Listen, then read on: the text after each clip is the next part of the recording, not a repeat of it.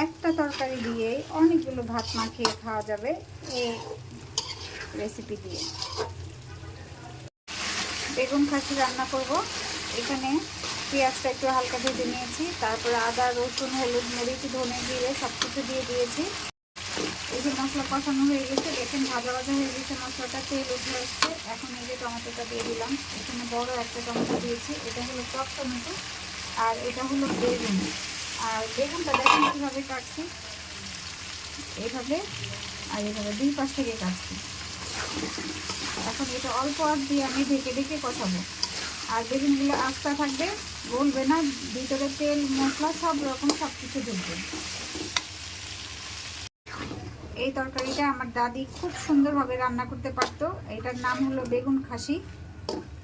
এটা এখন সুন্দরভাবে ঢেকে ঢেকে রান্না করব।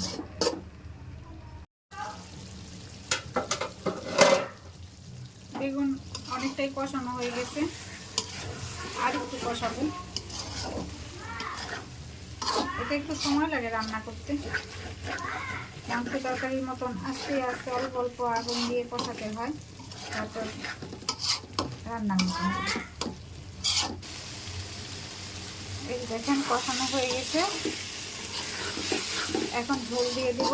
দেখতে কি সুন্দর লাগতেছে না, তেল উঠে আসছে।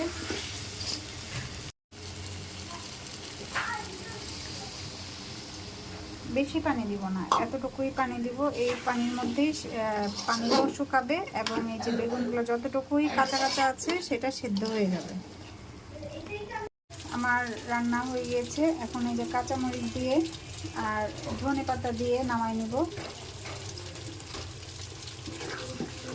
বেগুন খাসি কেমন হয়েছে কমেন্ট করে জানাবেন। আর এটা লাস্ট মোমেন্টে একটু ধনে পাতা দিলে খুবই ভালো লাগে। আর বেগুনগুলো কিন্তু পুরো আস্তে আস্তে আছে, আবার ভিতরে একদম সফট হয়ে গেছে, একদম নরম হয়ে গেছে। এটা খেতে যা লাগে না, আপনার একটা তরকারি দিয়েই অনেকগুলো ভাত মাখিয়ে খাওয়া যায়।